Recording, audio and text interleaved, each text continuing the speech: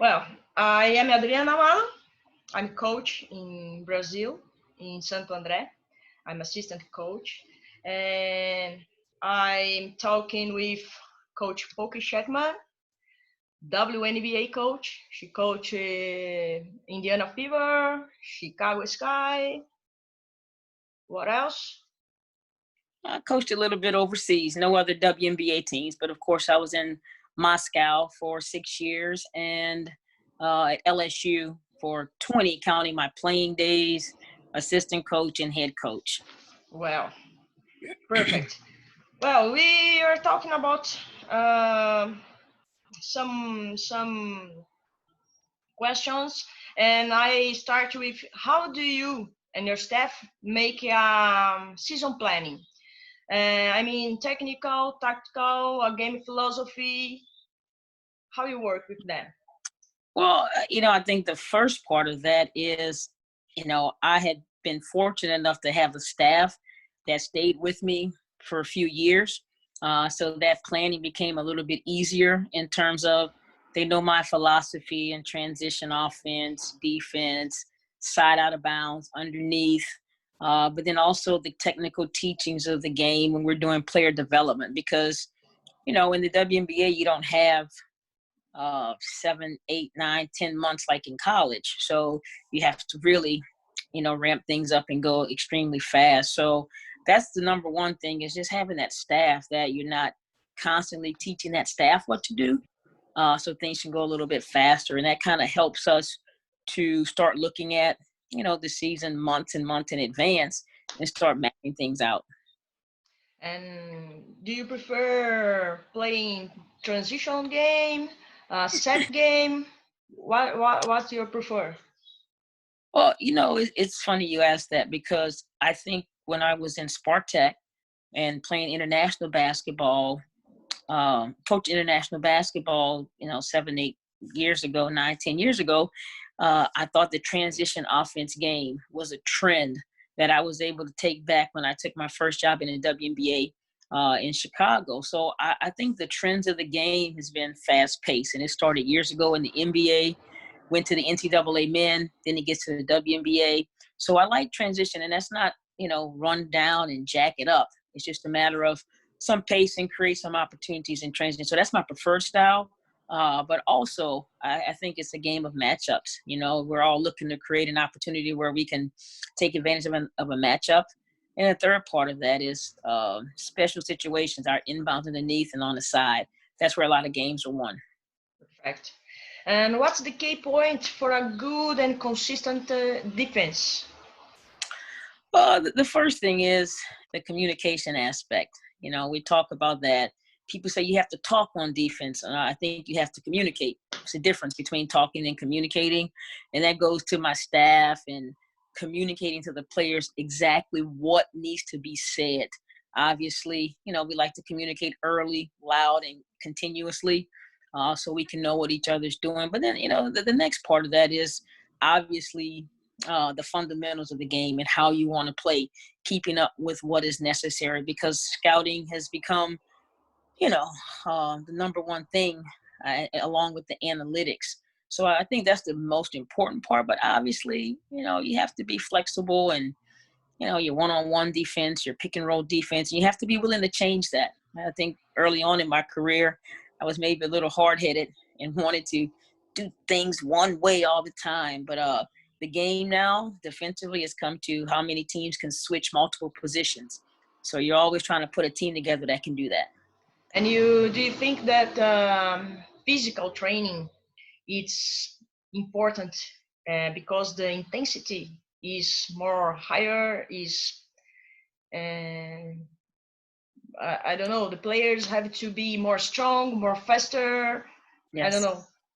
Yeah, I think the physical training is everything, but it's changed in the last, I don't know, probably 7, definitely 5 to 7 years in a good way, because I think so many people were overtraining, and the component that they didn't put into their training was rest. And I remember coaching Sue Bird in Russia, and she was really, really big on, she wanted to get her sleep in. she can get 8 or 10 hours sleep and she was good. And it's interesting now because that's something that teams have sleep doctors now on their team. So along with the physical training, the sprint work, and the quickness, speed, agility, I think that component of nutrition and then that component of rest and recovery has become tremendous. Perfect. And how much time do you put on practicing special game situation, like you said, inbounds, baseline, sideline, and Right. when do you um, uh, pay more attention in your season for this situation? Well, it's from the beginning, the middle, and the end. I think most people figured out that it needs to just become a part of the natural order of things. It can't be something that you tune into 20% of the time. So we try to make it an aspect of every single practice, not at the end of practice, just when everyone's tired and not really paying attention. So it just becomes, you shoot free throws and get water every day, right? So why not practice special situations every day? Because then they become so comfortable with it that they're not going to tighten up during the game. So we do it early, we do it every day, we do it often. Perfect. And what are you looking what are you looking at player when it comes to recruiting? Yeah, recruiting, college, drafting, in the pros. I think the recruiting part for a lot of college coaches is a long, arduous process, and I did that years ago. And obviously, you have to look at it differently because you're going to have that player for those 4 years. You got to look at development. You have 15 scholarships as opposed to 12 positions on the WNBA team. But let's get real. They have to be pretty damn talented. A lot of times coaches have this ego that we can coach them up to the top, and some players are limited.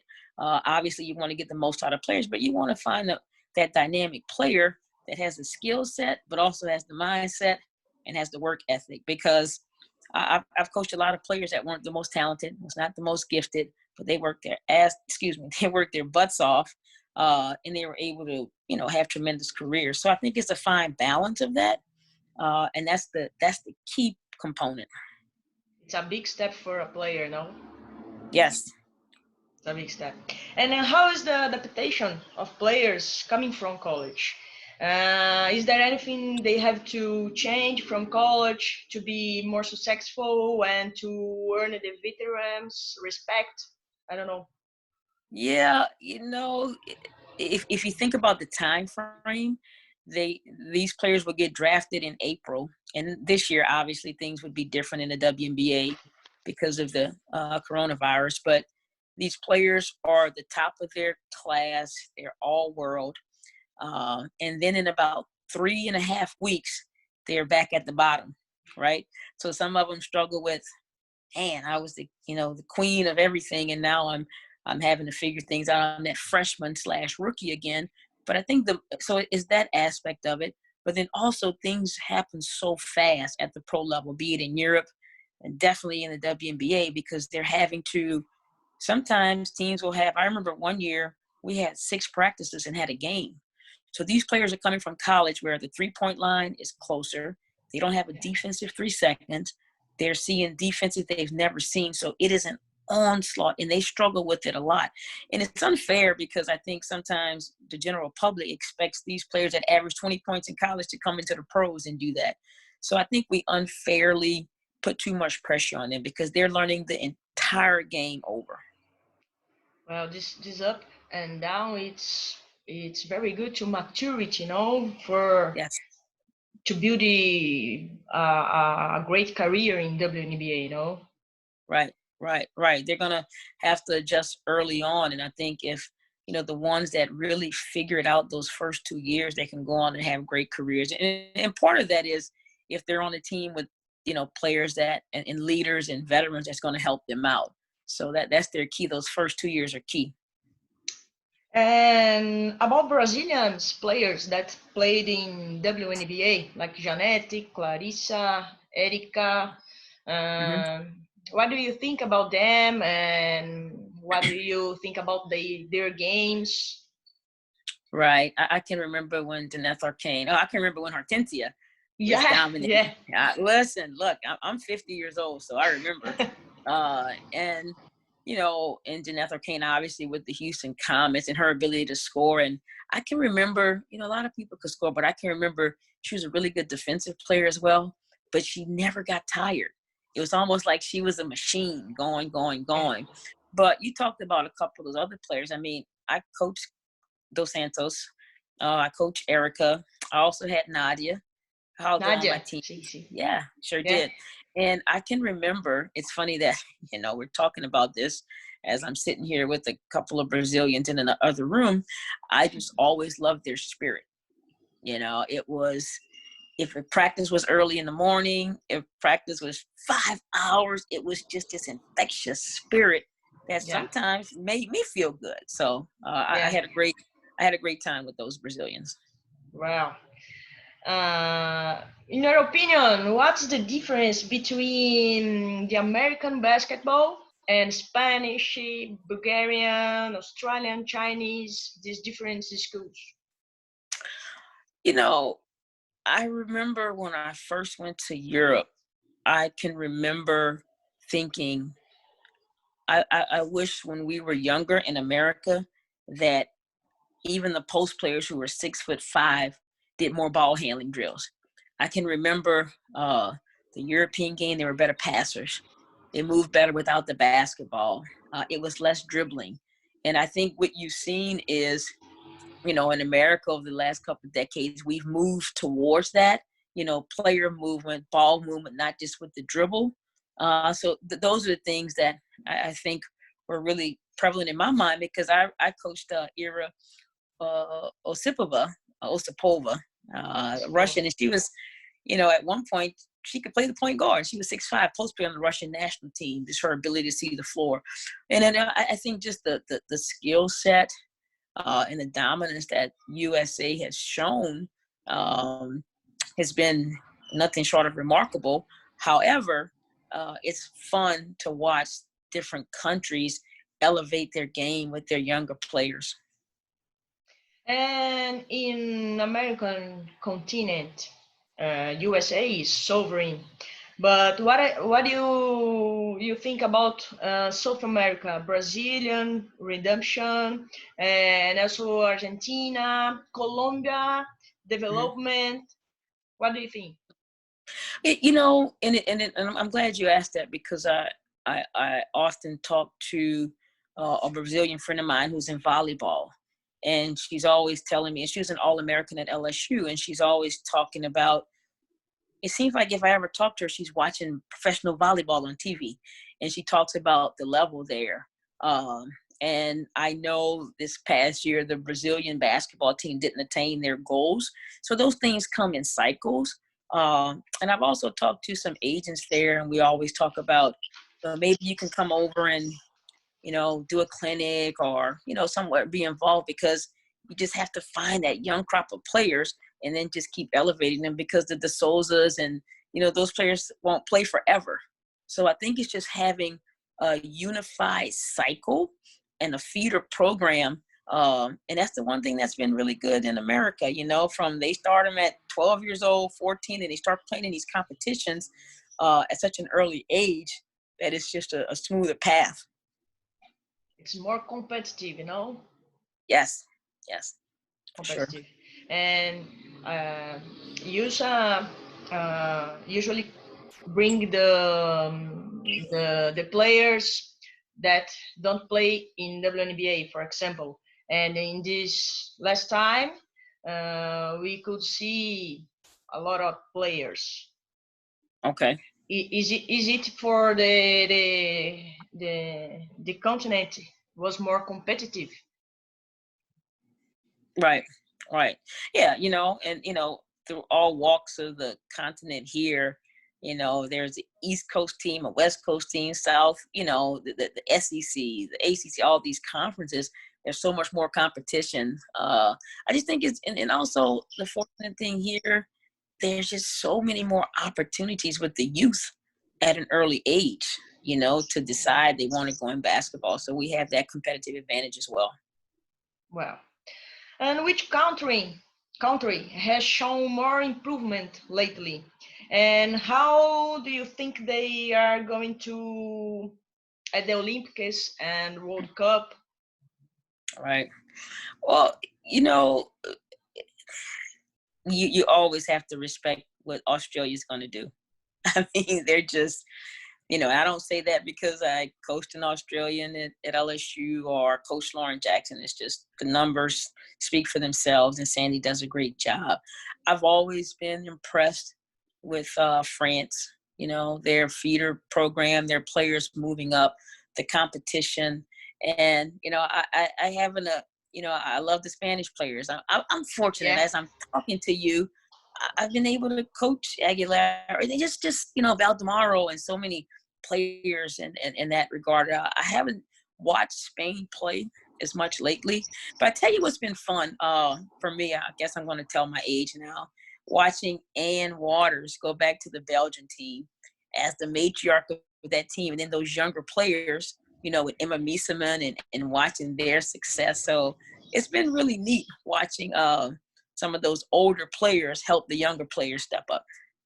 And you could to risk the Final Four in the next World Cup? What do you Say it again. think? What countries Oh, do you think will stay in the Final Four? I don't know. It's okay, but I don't know. I respectfully, I don't know. You probably could tell me more about that. What do you think? Who's gonna be the surprise team in your opinion? Will there be a big surprise? it's not surprise. But I like Spanish game, but I like Ima Messiman, and Oh, Belgium is much better, and I think that that girl play and make the others players play with her. I like her. listen, Emma is an opposing coach's nightmare. She's shooting a three, she's posting up, she's passing. You think you have her stop, she goes up and under, she go lefty, righty, and she's never ever rushed. Yes. And that's what I try to tell people, people talk about Emma, they talk about Deladon and all their special skills, but they never talk about, in my opinion, they're two of the most balanced players ever. They're Yeah. never rushed, and they're very seldom off balance. But yeah, Emma's a treat. I remember when I was coaching in Spark Tech, and Steve Costalis told me about this young Belgian kid that they had the rights to, and it was Emma. I didn't get to coach her, but I remember she's like 14 or 15 years old. So it's Wow. just funny watching her grow now. Wow, she's amazing. Yes. What do you think of this new style where the players are shooting more three-point shots instead of perimeter, and the post players are playing more out side depend and instead of the closer to the ring? The analytics and the numbers don't lie. I get that. However, a lot of those analytics are coming from, it starts with the NBA. They have more data. And I understand it. I respect it. And I think if you have the ability to shoot the three, you need to do that. But I don't think it means you abandon the mid-range game. I think about someone like Simone Augustus, who had the best mid-range game ever. You don't abandon that. In regards to the post players, of course, if you're a post player that can step away from the basket, face up, and put your back to the basket, it's wonderful. But I think if you're a special player like a Tara McCowan, who is 6'7", and you don't force her away from the basket. But I do respect how the game has evolved. I just don't think you have to leave pieces behind as you evolve. Okay. If they're special people. Yeah. Recently, there was an agreement on WNBA to increase in wages and maternity allowance. Do you think the difficult times we are going through may affect that agreement? How can affect? Well, the agreement is done. I think what will be affected is obviously a start date, if there's going to be one. Mm-hmm. Um, and, people can speculate, but you don't really know. I mean, we're already in our second week in April. I think the WNBA came out with a statement saying they're going to delay training camp. And then what happens is you get into this time frame of everyone trying to squeeze everything in. But maybe with the Olympic break, there'll be a shorter season. I mean, but the most important thing is I was telling someone, I said, look, put your mask on your face, stay home, and let's get to the point where we can start solving these problems. But to answer your question specifically, it may be a delay, but it won't be denied. Worst case scenario, if they don't play, that agreement is intact. And I think the league and the players did a great job of negotiating that. Okay. Uh, Now we are doing in our league actions with children and in schools. How important is the league, the WNBA actions with players and teams next to the kids in order to massify the women's basketball? Wait, say the last part again. I'm sorry. The actions that the WNBA do, like NBA Cares. Yeah. What is the importance of that? Listen, it's everything. It's you know, NBA cares, but also, I mean, that's really global. The NBA cares, but even on a smaller scale, from the WNBA, even colleges, just anything that involves the community or women's basketball, it's like you could just wrap your arms around people and they feel that they can be a part. And we're still, light years behind the men, so we need that warm contact. I think, dollar for dollar, it's a great event to see on both levels, on all levels. So that community involvement piece is everything. And that's why so many teams, college or pros, will bow down to the marketing people who want to put them out in the community because they know how important it is. It's everything, for sure. Yeah. The last one, and Okay. you played in São Paulo in 1988, right? Long time ago, In right? a use team, UN team, no? Yes. And you win Brazil. You won Brazil Right. with a tie score, 1768. I know Yes. everything. I know everything. Wow, that's pretty impressive. I didn't remember that. That's impressive. Well, talk a little about that. The experience, the game. How was the game? Yeah, the great thing I remember about USA basketball and Carol Callen is it didn't matter what country you were going to, they always made us, look into the country, their currency, their food, their culture. So it was always more than just a basketball experience. And that to me was important when I was an 18, 19-year-old kid, because I remember doing that when I started coaching in my 40s abroad. So I never forget that. But I remember the experience. We went over early enough, so we were at Sugarloaf, and we got to experience the whole place. I even had some Brahma beer. Shh, don't tell anyone. but just Copacabana Beach and the whole nine. I remember that. But then when it was time to play, it was time to play. And I just remember the excitement of the crowd. I can remember how loud and happy. It was like the first basket was scored and people were going crazy. I'm like, man, it's just 2-0.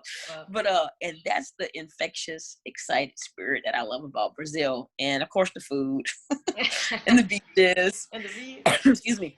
And the beaches and just the spirit of the people. For me, it felt like I'm from New Orleans, that melting pot, and everyone's so friendly and loving and hugging and kissing. Everyone's struggling now with the social distancing. But I remember it being such a warm and welcoming place until it was time to compete, and then we had a great time doing that. So I definitely need to get back to your country. Wow. what experience, no? Coach, Mm-hmm. I appreciate so much. Thank you for the conversation. Thank you for your time My pleasure. and to be so cute, so well, amazing, amazing, amazing. No, listen, I'm going to turn it back on you. I appreciate you because over the years, we've always kept in contact, emails and text messages about basketball. So I appreciate your passion Yeah. for our game, and I wish you luck. And I'm only a phone call, Skype, or Zoom away. So be in touch, okay? Okay. I wish all coaches enjoy. Uh, and well, Thank you I very much. wait here.